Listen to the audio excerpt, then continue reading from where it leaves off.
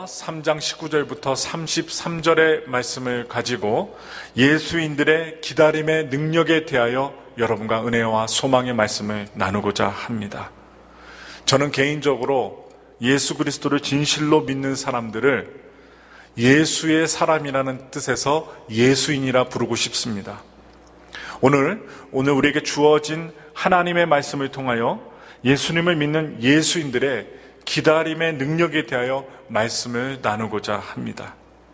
이 기다림의 능력, 이것에 대하여 학문적인 그 용어로 이 기다림의 능력은 자기 조절 능력이라고 볼 수 있습니다. 기다릴 줄 아는 사람들은 자기 조절 능력이 있는 사람들입니다. 그래서 자기 마음대로 행하지 않고 기다리고 행합니다. 오늘 성경에 나오는 주인공 예레미야는 심각한 어려움을 당했습니다. 자신이 살고 있는 땅, 바로 남유다, 이 남유다 나라에 어느 날 바벨론이 쳐들어와서 나라가 망하게 되었습니다. 얼마나 처절한 고통이었겠습니까? 수많은 사람들이 죽고 재산을 빼앗기고 노예가 되었습니다. 자신이 살고 있는 집에서 살지 못하고 끌려가야만 하는 그 인생, 얼마나 비참합니까? 그 가운데 예레미야 선지자는 나라를 살리기 위해 무척이나 노력했습니다. 그러나 유다 나라가 바벨론에 망해버렸습니다.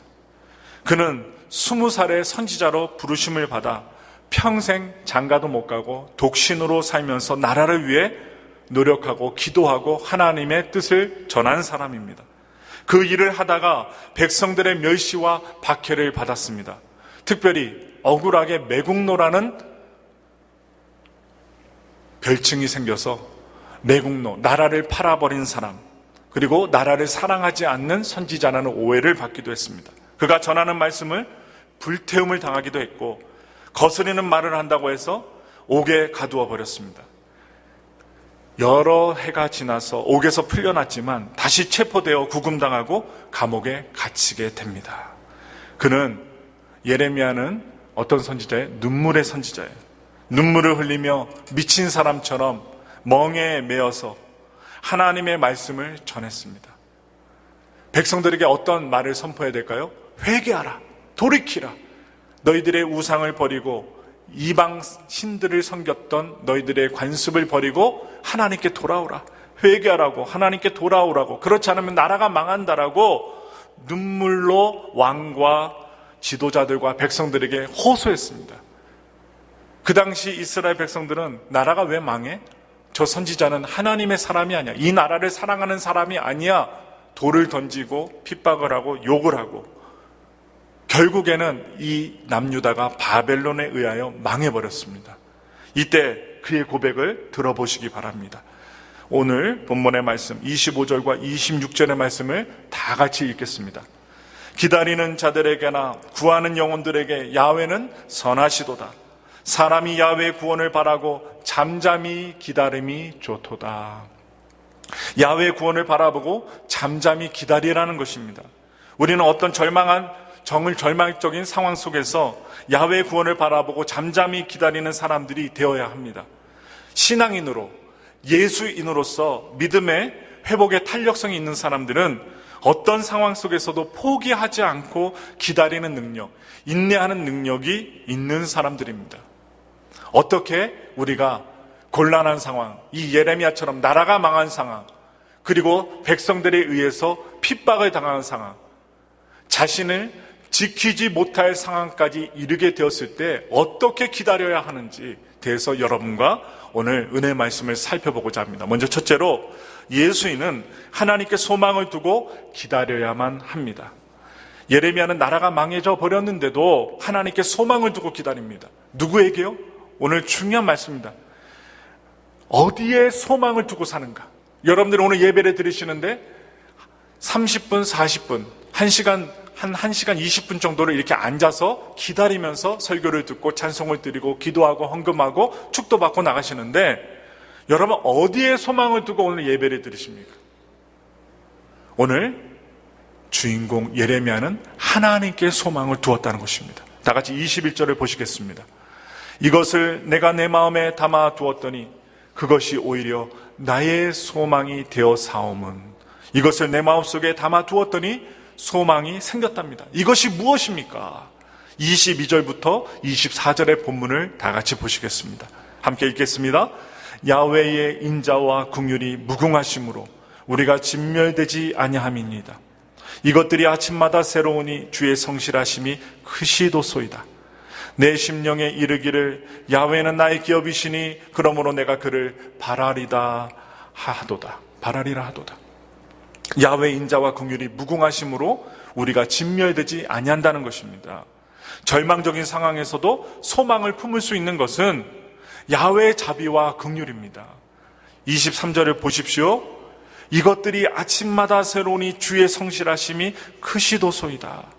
하나님은 언약의 약속에 신실하신 하나님이십니다. 사람은 약속을 안 지킬 수 있어요. 그런데 하나님은 반드시 지키시는 신실하신 분이십니다. 언약한 것을 이루시는 하나님이시라는 것입니다. 우리 다 같이 24절을 보겠습니다. 24절 말씀이요. 내 심령에 이르기를 야훼는 나의 기업이시니 그러므로 내가 그를 바라리라 하도다. 아멘. 하나님의 소유의 최고 가치, 하나님의 소망이라는 것입니다. 최고의 가치, 소망이에요. 잃어버린 재산이 문제가 아닙니다. 지금 아픈 몸이 아닙니다. 지위나 명예가 문제가 아닙니다. 하나님이 계시면 얼마든지 회복되고 소망 가운데 일어설 수 있다는 것입니다.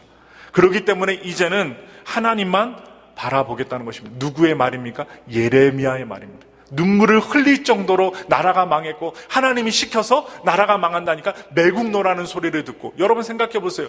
제가 갑자기 밖에 나가서 계시 받았다고 하고 이 미국이 망합니다 하면 여러분 뭐라고 할게요? 미친 목사님.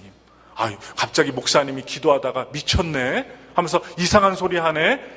잘하면 제가 무슨 대통령에게 끌려갈 수도 있어요. FBI 끌려갈 수도 있어요. 왜? 미국이 망한다니까. 여러분 생각해 보세요. 갑자기 목사님이 기도하다가 하나님이 명하십니다. 저 엘파소 광장에서 제가 막 망합니다. 총 맞아 죽을 수도 있어요. 진짜로 제가 총 맞아 죽을 수 있다니까요. 예레미야의 심정을 제가 비유해서 말씀드리는 거예요. 여러분 생각, 아무도 남유다가 망하지 않는데 하는데 자세하게 말합니다. 바벨론이 와서, 예를 들어 쿠바가 미국에 쳐들어와서 미국이 망한다 이런 말이에요. 그럼 뭐 어떻게 해요? 저한테 돌 던지고 선인장 던질 거예요. 막 가시에 박혀 죽어라 하면서 어떻게 해요? 예레미야는 눈물을 흘릴 수밖에 없어요. 그런데 하나님이 소망 되신다는 거예요. 그래서 하나님만 바라보겠다는 것입니다. 이런 생각을 마음에 담아두니까 소망이 생기는 것입니다. 예레미야가 당한 현실을 어떻습니까? 19절을 보세요. 19절을 보면 뭐가 나요? 고초와 재난, 쑥과 담즙이 나옵니다. 이렇게 표현을 하고 있어요. 구체적으로 어떤 상황이에요? 예레미야가 당한 상황을 보십시오. 민족의 고난과 자신의 고난을 일체화시켜서 표현하고 있습니다. 심각한 고난에 처한 것입니다. 심각한 고난. 뭐예요? 어두운 가운데 처해서 2절을 보시면, 또한 잠시가 아니라 죽은 지 오랜 자같이 오랫동안 흑암에 갇히게 하셨어요. 6절에 나와요. 흑암 속에 가만히 두신 것만이 아니라 종일토록 자주 치시고, 때리는데 종일토록 때린다는 거예요. 3절에 나와요. 화살로 어디를 맞추시냐? 허리를 맞춰요. 여러분, 허리 아파본 분 있어요? 갑자기 일어났는데 허리를 못 쓰면요, 움직이지는 못해요. 화장실조차도 못 가요. 허리를 맞췄대요, 화살로. 힘을 쓸 수가 없다는 것입니다. 또한 조약돌로 이를 꺾으시니, 이를 꺾으면 어떻게 돼요? 고기 반찬 못 먹어요. 밥을 못 씹어요. 먹지 못한다는 것입니다. 또한 그의 살과 가죽이 쇠하여 뼈가 꺾였다, 이렇게 말씀하고 있습니다. 얼마나 심각한 육신적인 고난에 처했는지를 짐작할 수 있을 정도로 이 예레미야는 아주 자세하게 표현하고 있습니다. 그런데 이 고난을 피할 길이 없다는 것입니다. 왜냐? 하나님이 주시기 때문에 피할 길이 없다는 거예요. 두 번째, 이 상황을 말씀드리면 해결할 수 있는 길이 없는 절박한 상황에 처했다는 거예요. 쓴 것으로 배불리시고 쑥으로 취하게 하시고, 15절에 나와요. 고통과 쑥으로 쌓아 그를 애우시되, 5절에 나옵니다. 애우셔요. 고통과 쑥으로 담벼락을 만드셔서 옴짝달싹 못하게 만드신다는 거예요. 그를 둘러싸서 나가지 못하게 사슬을 무겁게 하시고, 싸테, 다듬은 돌로 쌓기 때문에 무너뜨릴 수가 없다라는 표현을 씁니다. 바로 절박한 상황입니다. 희망이 없습니다. 또 표현이 나옵니다. 세 번째 표현. 그런데 그렇게 의지했던 하나님마저도, 기도의 응답마저도 하지 않으시고 도리어 맹수같이 이 예레미야에게 대하시는 거예요. 그래서 기도를 물리칩니다. 기도를 하는데 안 들으십니다. 도리어 하나님은 그에게 곰과 사자로 대해 주십니다. 곰처럼 사자처럼 이게 혐오감 있게 하나님은 예레미야와 이스라엘을 대하시는 거예요. 또한 백성들은 그를 조롱합니다. 하나님과 멀어진 것도 마음 아픈데 백성들조차 이 예레미야를 조롱하고 학대합니다. 평강과 복을 잃어버립니다. 절망에 빠졌습니다. 그러므로 소망을 잃어버립니다. 나라가 망했으니 무슨 소망이 있겠습니까? 땅을 바라보고 산 삶의 결과입니다. 여러분, 우리는 하나님 바라보지 못하고 땅을 바라보고 세상 것 바라보고 살면 롯의 안에 소금 기둥과 같이 절망적인 인생이 된다는 사실입니다. 이 땅의 모든 것을 잃어버린다 해도 예레미야는 하나님께 소망을 두고 기다리겠다는 것입니다. 우리도 어떤 어려움이 올지라도 하나님께 소망을 두고 기다려야만 합니다. 목회자도 성도들도. 역사의 주관자이신 우리 전능하신 하나님께서 우리와 함께 하시는데, 그 전능하신 하나님이 계시는데 우리는 어때요? 인간이 대단한 것 같지만 우리 하나님께 소망을 두고 살아야 되는 존재라는 거예요. 사고 나면요, 살아갈 수가 없어요. 어제도 총기 사고가 났지만 총기 사고로 죽은 사람들보다 더 많이 죽는 사람들이 어떤 사람들인 줄 아세요? 이 미국 땅에서 교통사고로 많이 죽는데요. 이 텍사스 안에서만 몇천 명이 죽습니다. 교통사고로. 트럭에 치여서, 졸음운전 때문에, 경로를 이탈해서, 작은 차 타고 다니는 큰 차와 부딪혀서. 테러를 안 당해도 교통사고로 죽을 수가 있다는 거예요. 그리고 지금 미국 플로리다 쪽에 무엇이 와요? 허리케인이 오고 있어요. 허리케인. 사람들이 창문에다가 그 나무 판때기를 붙이고 창문이 깨어지지 않고, 그리고 벙커에 숨고 있어요. 월마트 가서 먹을 음식들, 물과 음식들을 갖다가 가득 사와서 숨어 있다니까요. 왜? 사람을 죽일 수 있는 허리케인이 오기 때문에. 근데 우리는 얼마나 감사해요. 이 엘파소는 절대로 허리케인이 올 수가 없어요. 산이 있기 때문에. 감사합니다. 제가 왜 이 말씀 드려요? 아무리 돈이 많고 능력이 많아도 자연재해 하나만으로도 사람은 죽을 수 있는 연약한 존재라는 것입니다. 그러므로 우리는 하나님께 소망을 두고 살아야 돼요. 어려움을 당할수록 하나님께 돌아와야 합니다. 인생의 방향을 바꾸는 것입니다. 그러므로 우리는 믿음을 갖고 회복의 탄력성을 갖고 주님의 믿음으로 살아야 하는데, 그런 사람들은 감정 조절력이 있다는, 감정을 조정한다는 거예요. 이 감정 조절력은 압박과 스트레스 상황에서 평온함을 유지할 수 있는 능력입니다. 여러분, 예를 들게요. 여러분, 쿵푸 팬더 보셨어요? 똥똥한 쿵푸 팬더 애니메이션이 있어요. 그런데 얘가요, 무슨 능력이 있어요? 네, 평정심. 아무리 나보다 능력이 많은 무술의 고수가 오더라도 평정심. 이 평안한 마음을 가지니까 딱 찌르면 어떻게 해요? 튕겨져 나가는 거예요. 여러분, 이것을 믿음에 적용하셔야 돼요. 교회 왔는데, 일터 나갔는데, 가정에 갔는데 갑자기 나에 대해서 나쁜 말하고 이상한 말하고 막 그래요. 그럼 어떻게 해요? 평정심. 그 말에 휩쓸리지 말고 귀 기울이지 말고 어떻게 해요? 평정심. 예수님의 그 평화로다. 같이 얼굴 딱 붉히고 너는 더 한다 하면서 얘기할 필요 없이 평정심. 아무 대꾸하지 말고 하면 어떻게 해요? 하는 사람이 지풀에 꺾여요. 하다가 꺾인다니까요. 우리 감정 조절 능력이 필요합니다.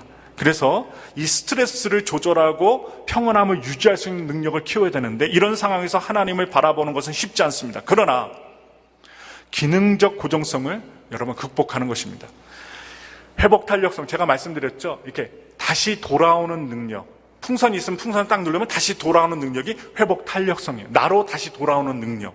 이 회복 탄력성이 강한 사람은 닥친 고난과 역경을 고정관념으로 바라보지 않습니다. 능동적으로 새로운 의미를 부여하는 것입니다.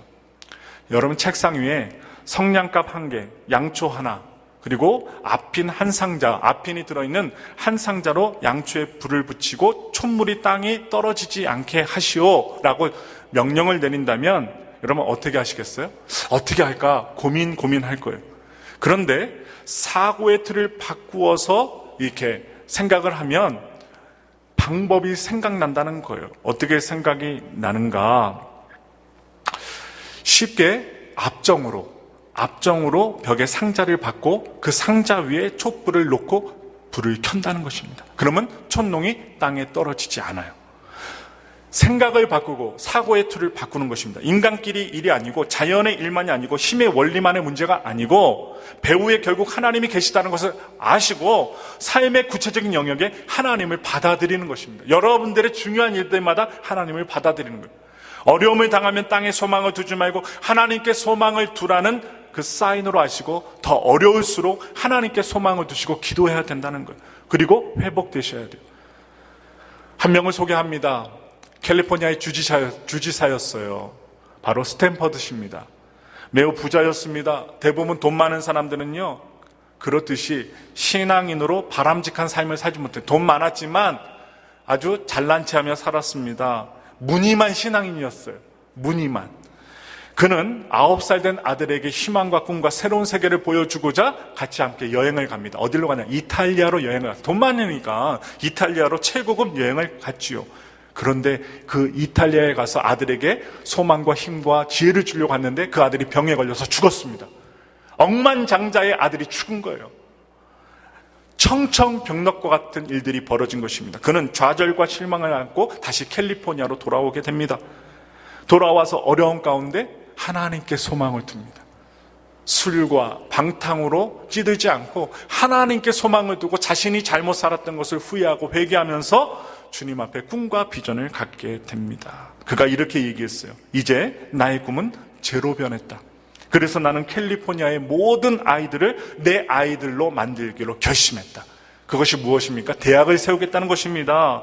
스탠퍼드 대학을 설립합니다. 그리고 2,200만 달러를 기부하고 스탠퍼드 대학을 아주 튼실하게 대학으로 만들어요. 그가 시련 가운데 하나님께 소망을 두고 새롭게 일어섰기 때문에 오늘의 명문 스탠퍼드 대학교가 세워진 것입니다. 두 번째입니다. 예수인들, 예수를 진실로 믿는 사람들은 인내함으로 기다려야 합니다. 26절의 말씀에 기다리되 어떻게 기다리라고 말씀하고 있습니까? 야훼의 구원을 바라고 잠잠히 기다리라고 말씀하고 있습니다. 하나님께서 회복해 주실 것을 기대하고 인내하며 기다리라는 것입니다. 학문적인 용어로 말씀드리자면 충동 통제력을 가지고 기다리는 것입니다. 충동적인 행동, 충동적인 생각을 통제하고 기다리라는 것입니다. 잡생각하지 말라는 거예요. 하나님 안 계신 거 아니야? 나를 안 사랑해 주시는 거 아니야? 더 나쁜 일이 일어나면 어떡하지? 일어나지도 않았는데 일어난 것처럼 생각하면 사람이 변합니다. 그러니 충동 통제력을 갖고 기다리라는 것입니다. 자신의 충동을 잘 통제하며 기다린다는 것. 25절을 보겠습니다. 보시면 기다리는 자들에게나 구하는 영혼들에게 야훼는 선하시다는 거예요. 선한 것을 주신다는 것입니다. 그래서 기다리는 때는 반드시 하나님께서 회복시켜 주신다는 것이에요. 그래서 회복시켜 주실 것을 믿고 기다리라는 것입니다. 믿고 기다리는 어떻게 해요? 기대를 갖고 기다리는 것입니다. 충동을 통제하며 인내하며 기다리라는 것입니다. 다윗은요, 수많은 어려움과 난관을 만났습니다. 어려움을 당했지만 충동을 참으며 인내하며 하나님의 때를 기대를 가지고 기다렸습니다. 그랬더니 결국에 이 다윗은 성군이 되었어요. 오늘날 우리들의 입에서도 오르내리는 믿음의 성군이 되었습니다. 요셉을 보세요. 억울한 고통이 있었습니다. 그리고 억울한 누명도 있었습니다. 감옥에 갇혔습니다. 그러나 그곳에서 충동을 통제하며 인내함으로 참고 견뎠습니다. 결국 하나님은 그를 애굽의 국무총리로 만들어 주셨다는 것입니다. 또 한 실험을 말씀드릴게요. 미국의 스탠퍼드 대학의 월터 미셈 박사가 있어요. 여러분 아시겠지만 마시멜로우 실험입니다. 마시멜로는요, 저도 미국에 와서 먹어봤지만 미국인들이 즐겨 먹는 부드러운 캔디입니다. 실험에 참가한 4살 배기 아이들이 있어요. 이 아이들에게 달콤한 마시멜로를 책상에 딱 하나만 두고 15분간 참아라. 이 마시멜로를 15분간 시계를 또 앞에 놓고 참고 안 먹으면 하나를 더 주겠다라는 시험입니다. 그렇게 실험을 제안을 하고 아이들을 갖다가 딱 앉혔는데 그 결과 실험에 참가한 아이들 중 3분의 1은 15분을 못 견디고 그냥 먹어버렸어요.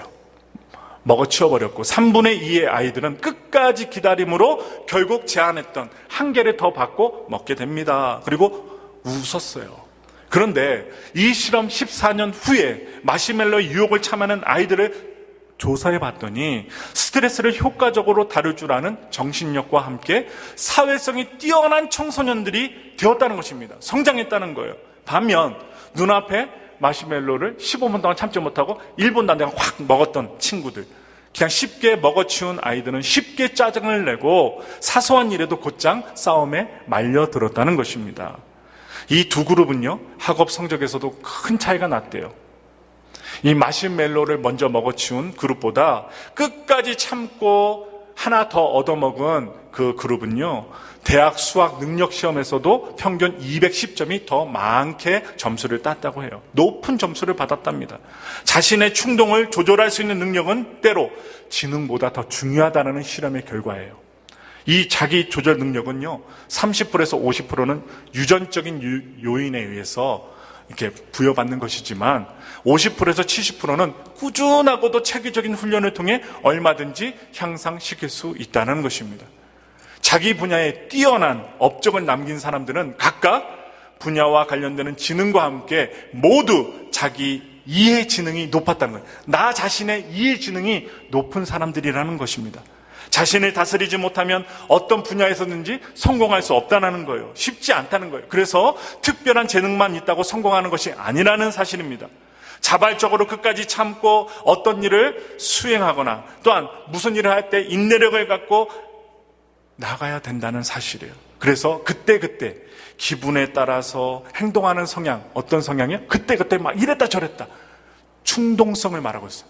충동성을 말하고 있는데, 충동 통제력은 자신의 동기를 스스로 부여하고 조절하려는 성향을 말합니다. 자율성을 바탕으로 오히려 고통을 즐기는 능력 혹은 고통의 과정을 즐거움으로 승화시키는 마음의 습관이 바로 충동 통제력이라는 거예요. 내가 무엇인가를 딱 얻기 위해서 고통도 참고 인내하고 기다리는 것, 이것이 우리에게 필요하다는 것입니다. 사람을 움직이는 기본적인 두 가지 동기가 있어요. 먼저 첫째로 부족함을 채우려는 결핍 동기가 있습니다. 그리고 두 번째는 보다 나은 자기 모습을 위해 노력하는 성장 동기가 있습니다. 충동 통제력은 결핍 동기보다 성장 동기와 관계가 있다고 합니다. 그러므로 충동 통제력은 자신의 보다 나은 모습을 위해 즐거운 마음으로 꾸준히 노력하는 성장 지향적인 자기 통제 능력이라고 볼 수가 있다는 거예요. 그래서 우리 성도들이 우리가 가장 조심해야 될 게 뭐예요? 조급증이에요. 조급증. 내가 기도했어요? 딱 뒤돌아서서 왜 하나님 응답 안 주세요? 이 조급증. 내가 기도하면 하늘에서 불이 떨어진다. 아닙니다. 좀 기다려야 할 때도 있어요. 금방 주시는 응답도 있지만 기다려야 할 때도 있다는 거예요. 그래서 우리는 조급증에 시달리지 말아야 돼요. 씨가 땅에 심겨져 꽃이 되려면 기다려야 합니다. 하루아침에 꽃이 되는 것이 아닙니다. 줄기가 나오는 것이 아닙니다. 여러분, 곤충에 이 여름에 한국에서 길거리를 걸어 다니면 음악 소리가 들리죠. 어떤 음악 소리? 매미 소리요. 이 매미는요, 여름에 딱 여름 한철, 한 2, 3개월 한철 울어 제끼기 위해서 애벌레로 몇 년 동안 있는 줄 아세요? 7년을 기다립니다. 애벌레로 7년을 기어다니다가 나중에 어떻게 해요? 날개를 피고 나와서 석 달, 넉 달 울다가 죽는 거예요. 7년 동안 애벌레로 있다가. 기다림이 필요하다는 것입니다. 여러분, 세계 최고의 가부, 작가가 된 사람이 있어요. 여러분도 다 아시죠? 조앤 롤링이라는 해리포터의 소설가입니다. 해리포터를 지은 소설가인데, 이 해리포터라는 이 소설책을 출판하기 위해서 출판사의 문을 12개의 출판사의 문을 두들깁니다. 그런데 거절당했어요. 밀어냈습니다. 그가 기다리지 못하고 원고를 불태웠다면 오늘날 어린아이들이 좋아하는 해리포터 영화와 소설은 결코 세상에 나올 수 없었다는 것입니다. 나이 드신 분들은 알 거예요. 바람과 함께 사라지다라는 소설, 작가가 누구죠? 마가렛 미첼이라는 여자입니다. 이 여자는요, 신문 기자였어요. 신문 기자인데 사고를 당해서 다리를 절게 됩니다. 그래서 병원에서 무려 10년 동안 치료받고 병원 생활하면서 소설을 썼어요. 병원에서 소설을 썼어요. 그리고 책을 내기 위해서 3년 동안 13개 출판사를 다니면서 문을 두들겼습니다. 그런데 거절당합니다. 아무도 이 소설 바람과 함께 사라지다를 받아주지는 않습니다. 그래서 그가 거기에서 기다리지 못하고 인내하지 못하고 포기했다면 오늘날 여러분과 제가 알고 있는 바람과 함께 사라지다는 책과 영화는 나올 수 없었습니다. 또한 뿌리, 이 미국에서 아주 유명한 소설이죠. 이 뿔이라는 소설. 알렉스 헨리는 8년 동안 100번이 넘는 불합격 통지서를 받고 소설을 내지 못했어요. 기다려야 했어요. 그런데 포기하지 않고 결국에는 소설을 내게 되었고 영화까지 나오게 되었다는 것입니다. 여러분, 나무가 보이시죠? 저 나무가 자라려면 몇 년이 걸릴까요? 최소 50년에서 100년이 걸립니다. 기다려야 된다고요. 아브라함은 25년을 기다렸고 모세는 40년을 기다렸습니다. 명작은 기다림의 산물입니다. 여러분과 제가 잘 알고 있는 이 베토벤은 최소 하나의 곡을 12번 이상 다시 썼대요. 지우고 쓰고 12번 이상 썼답니다. 그러니 명곡이 나왔죠. 또한 한 분을 소개합니다. 하이든입니다. 이 하이든은 우리 기독교에 있어서 없어서는 안 될 뿐인데 천지창조라는 곡을 800번이나 작품을 써본 후에야 만들어냈대요. 최종적으로 곡을 썼답니다. 800번을 쓰고 천지창조 곡을 최종 마무리했어요.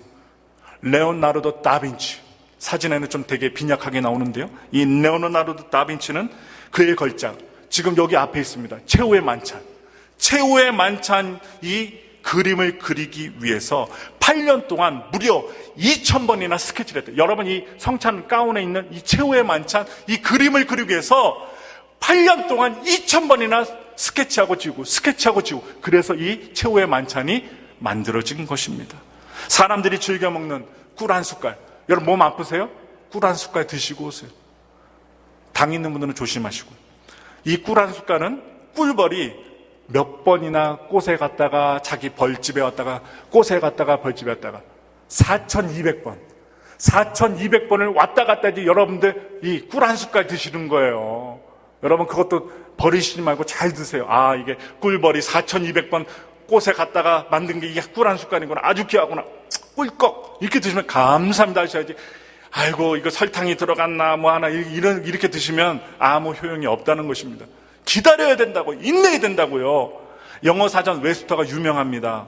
이 웹스터시는 이 웹스터 딕셔너리, 이 사전을 만들기 위해서 36년 동안 밤낮으로 단어를 조사하고 연구해서 유명한 웹스터 사전을 만들었던 것입니다. 36년. 신앙인들은, 바로 예수인들은 예수님의 재림을 기다리며 사는 사람. 여러분 기다리셔야 돼요. 인내하셔야 돼요. 이 재림을 기다리며 지치지 마셔야 됩니다. 하나님의 응답을 기다리며 지치지 마셔야 돼요. 예수인은 스스로 통제할 수 없는 자연과의 관계 속에서 기다리며 인내해야 됩니다. 능력 밖의 일, 스스로 통제할 수 없는 일을 만날 때마다 성급하게 포기하거나 억지를 부려 서두르지 마셔야 합니다. 삶의 과정 속에서 다가오는 고난과의 관계에서 이유를 알 수 없는 문제에 직면했을 때 무엇이 필요해요?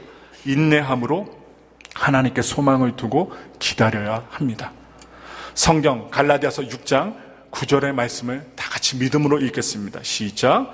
우리가 선을 행하되 낙심하지 말지니 포기하지 아니하면 때가 이름에 거두리라. 아멘. 저 이 말씀 정말 좋아요. 우리가 심으면 거둘 수 있고 기다리면 때가 되면 이룬다는 것, 얼마나 감사한 일이에요. 여러분 기다립시다. 마지막 세 번째 말씀입니다. 예수인은 기대를 가지고 순종함으로 기다려야 합니다. 우리가 고난에 처할 때 하나님의 본심은 무엇입니까? 하나님의 마음은 무엇일까? 내가 아픈데, 내가 문제 겪고 있는데 하나님은 어떠한 마음을 갖고 계신가? 33절을 다 같이 읽겠습니다. 주께서 인생으로 고생하게 하시며 근심하게 하시면 본심이 아니시로다. 아멘. 하나님께서 우리를 미워하여 고난을 주시는 것이 아닙니다.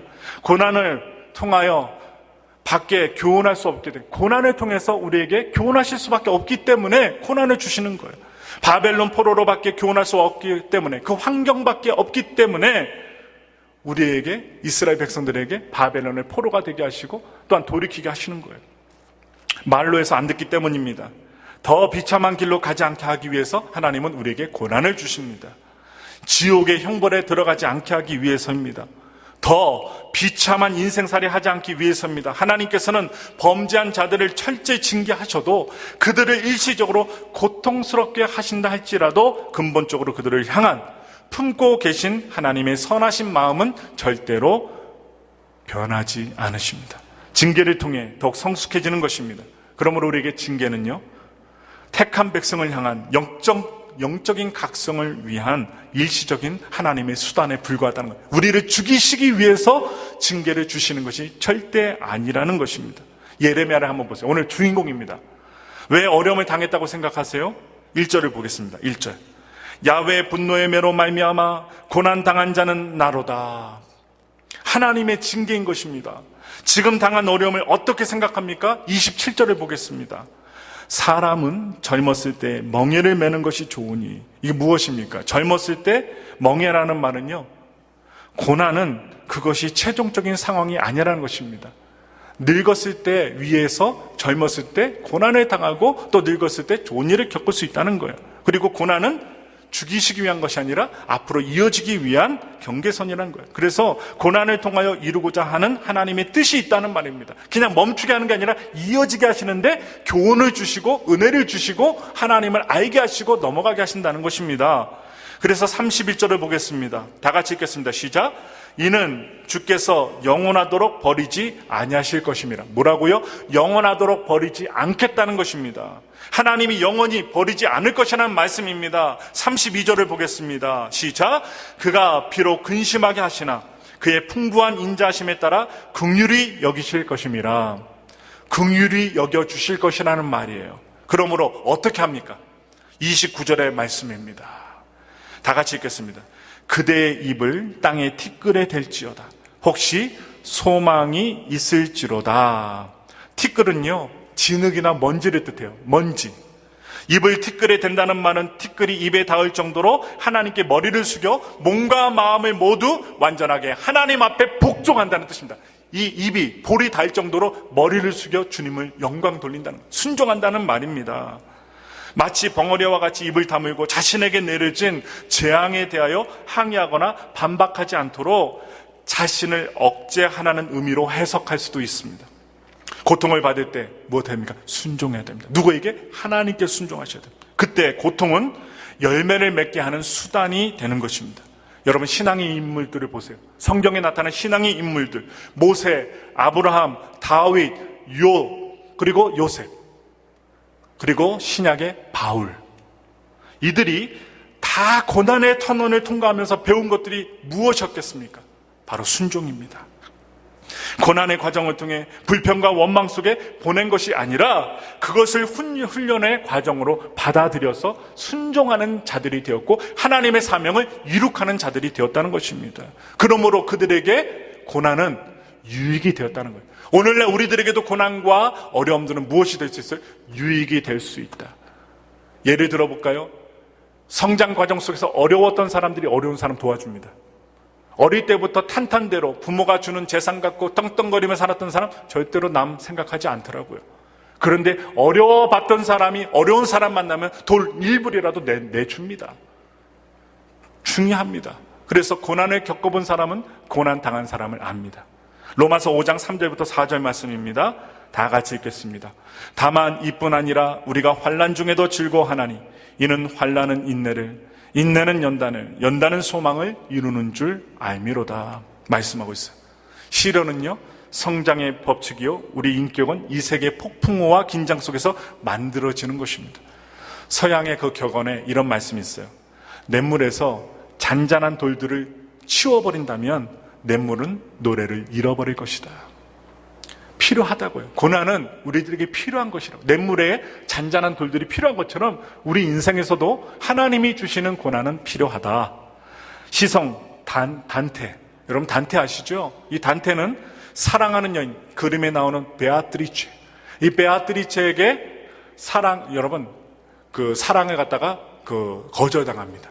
엄청나게 이 단테가 베아트리체를 사랑하는데 사랑의 파탄을 겪고 나서 이 단테는 신곡이라는 소설을 씁니다. 그리고 모차르트는요, 가난과 굶주림과 죽음의 그림자가 위협하는 아래에서 불멸의 작품 진홍곡을 만들어냅니다. 여러분들이 잘 아시는 헬렌 켈러, 눈과 귀와 입과 삼중고를 겪는 신체의 불구가 아니었다면 엄청난 하나님의 교육자가 될 수 없었을 것입니다. 31세 죽기까지 가난했던 사람, 피아노 한 대도 없었던 음악가가 있었어요. 바로 슈베르트. 이 슈베르트는 아베 마리아 같은 유명한 곡을 집에 피아노 한 대도 없음에도 불구하고 작곡을 했습니다. 그리고 눈을 잃은 후에 실락원이라는 소설을 쓴 밀턴, 바로 불구가 됨에도 불구하고 어려움 중에 소설을 쓴 밀턴, 또한 귀머거리가 된 뒤에 듣지 못하면 어떻게 음악을 작곡할 수 있었겠습니까? 9번 교향곡을 쓴 베토벤이 있습니다. 또한 증기기관을 발명한 와트, 바로 와트도 불구자였어요. 온전한 몸을 가진 사람이 아니었음에도 불구하고 이런 모든 고난을 통하여 대성했던 인물들을 말씀을 드리는 거예요. 미국의 시인 라이스 여사는 아주 이런 귀한 말을 했습니다. 고난이야말로 변장된 축복이다 라고 했습니다.